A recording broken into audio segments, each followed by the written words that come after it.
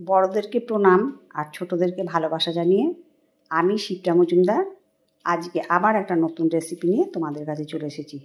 আশা করি রেসিপিটা তোমাদের ভীষণ ভালো লাগবে। তাহলে দেখতে শুরু করো এখন থেকে।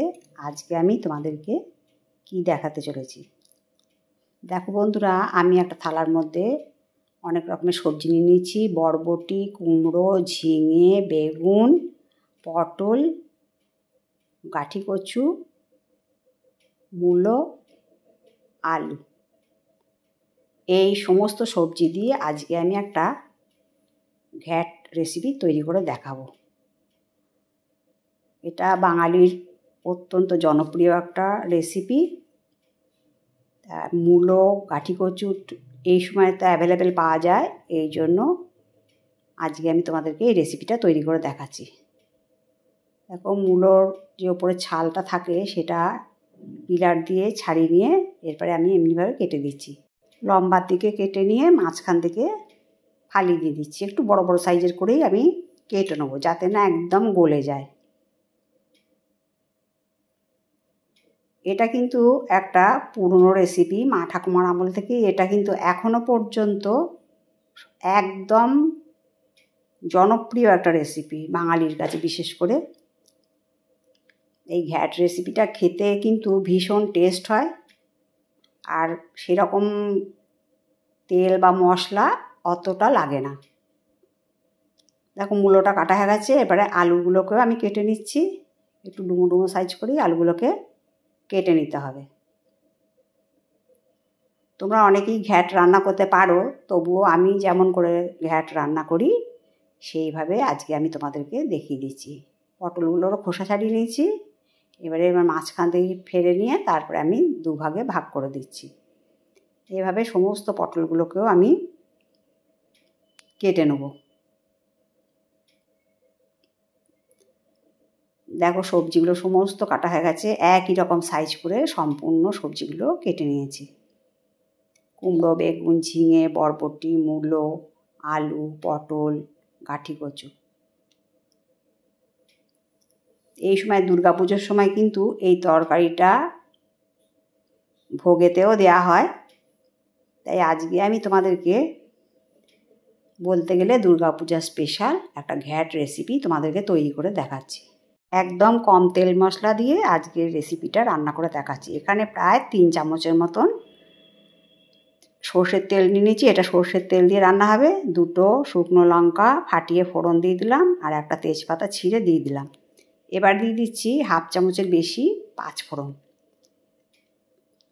এটা থেকে সুন্দর করে যখন ভাজা গন্ধ বেরিয়ে যাবে সেই পর্যন্ত আমাকে ভেজে নিতে হবে।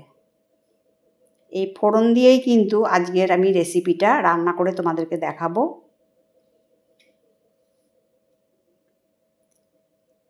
ফোড়নটা যখন ভাজা হয়ে গেল, এরপর আমি ধীরে ধীরে সমস্ত সবজিগুলোকে কড়াইয়ের মধ্যে দিয়ে দেবো।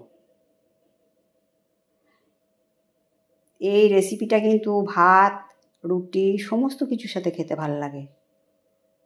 আর বিশেষ করে আমরা যখন ঠাকুরের ভোগ খাই, খিচুড়ির সাথে এই ঘ্যাট রেসিপিটা দেয়, তখন কিন্তু ভীষণ ভালো লাগে খেতে। একটা অন্যরকম স্বাদের রেসিপি। মূলো আর গাঠি কচুর কম্বিনেশনে রেসিপিটা কিন্তু একটা অন্য মাত্রা পেয়ে যায়। এতে কিন্তু বেশি মশলা না দিলেও কিন্তু চলে। দেখো, এবারে সমস্ত সবজিটা যখন আমার দেয়া হয়ে গেল কড়াইয়ের মধ্যে, এবারে ওপর নিচ একটুখানি হালকাভাবে নাড়িয়ে চাড়িয়ে নিচ্ছি। ফোড়নটার সাথে ভালো করে সবজিগুলো মিশিয়ে নিলাম। এরপরে দিয়ে দেবো 1 চামচ লবণ, উঁচু 1 চামচ লবণ। আমি কিন্তু এরপরে আর কোনো লবণ বা হলুদ ইউজ করব না, একদম ফাইনালি দিয়ে দিচ্ছি। তারপরে দিলাম 1 চামচের থেকে একটু কম হলুদ। এবার লবণ আর হলুদটা দিয়ে সবজিটাকে ওপর নিচ সুন্দর করে মাখিয়ে নিতে হবে। এই কাজটা খুব সুন্দর করে নিতে হবে। প্রত্যেকটা সবজির গায়ে যেন লবণ হলুদ মিশে যায়, কেননা এর মধ্যে তো আমি জল ইউজ করব না, এই লবণ দিয়ে নাড়াচাড়া করে নেওয়ার ফলে এখান থেকে অনেকটা জল বেরোবে, ওইটা দিয়ে কিন্তু আমার সবজিটা রান্না হয়ে যাবে, ঘ্যাটটা রান্না হয়ে যাবে। আমরা এটাকে ঘ্যাট বলি, তোমরা এটাকে কি বলো আমাকে কমেন্ট করে জানাবে।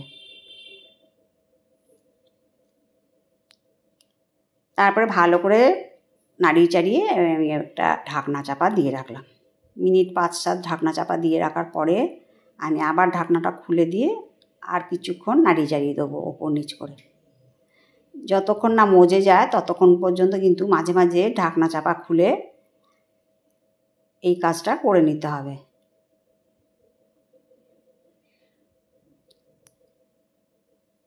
প্রত্যেকটা মানুষ কিন্তু এই রেসিপিটা পেয়ে ভীষণ খুশি হয়। এত এর সুন্দর টেস্ট আর এত সুন্দর গন্ধ, এই গন্ধতেই কিন্তু খাওয়া হয়ে যায়। দেখো অনেকটা মজে গেছে আর অনেকটা জল বেরিয়েছিল, সেটা দিয়েই কিন্তু রান্নাটা সুন্দর হয়ে গেছে। দেখো অনেকটা কমে এসছে সবজিটা। আর কিছুক্ষণ এটাকে নাড়াচাড়া করে নিয়ে তারপরে আমি এর মধ্যে চিনি দিয়ে দিয়েছি 1 চামচ, স্বাদটাকে ব্যালেন্স করার জন্যে। এই চিনি দেওয়ার জন্য আর একটুখানি নরম হয়ে যাবে। আর যতক্ষণ না রান্নাটা কমপ্লিট হয় ততক্ষণ পর্যন্ত আমি এইভাবে নাড়িয়ে চাড়িয়ে রান্না করে নেবো। আর একটুখানি সময় আমি ঢাকনা চাপা দিয়ে রাখলাম। দেখো ঢাকনা চাপা খুলে তোমাদেরকে দেখিয়ে দিচ্ছি কত সুন্দর সবজিগুলো সমস্ত নরম হয়ে গেছে। আলু, কুমড়ো, মূলো, গাঁটি কচু সমস্ত একদম সুন্দর সুসিদ্ধ হয়ে গেছে। তাই বন্ধুরা, আজকের রেসিপিটা তোমাদের কেমন লাগলো জানাবে। যদি ভালো লাগে লাইক, শেয়ার, কমেন্ট আর সাবস্ক্রাইব করে আমার চ্যানেলের পাশে থেকো। আর যদি কোনো নতুন বন্ধু এসে থাকো অবশ্যই বেল বাটনটা অন করে দিও, তাহলে সমস্ত নোটিফিকেশান তোমাদের কাছে পৌঁছে যাবে। এবার আমি একটা ডিশের মধ্যে 5 মিশালি ঘ্যাট রান্না করলাম, সেটা নামিয়ে নিচ্ছি। দেখো কত সুন্দর দেখতে লাগছে ঘ্যাটের রেসিপি। আর কারা কারা এরকম ঘ্যাট রেসিপি খেতে ভালোবাসো আমাকে অবশ্যই কমেন্টস করে জানিও। আমি প্লেটের মধ্যে দেখো সার্ভ করে তোমাদেরকে দেখিয়ে দিলাম কত সুন্দর দেখতে লাগছে। তোমাদের সুন্দর সুন্দর কমেন্টস পেলে আমি আরেকটা অন্য রেসিপি তৈরি করতে কিন্তু অনেক উৎসাহ পাই। আর আমার যত কাছের দূরের বন্ধু আছো তোমরা আমার প্রাণ ভরা ভালোবাসা নিও। আর একটা বাটিতেও সার্ভ করে নিয়েছি। যাই হোক, আজকে এই পর্যন্ত রাখি। অন্য কোনো দিন অন্য কোনো রেসিপিতে আবার দেখা হবে, কেমন? টাটা।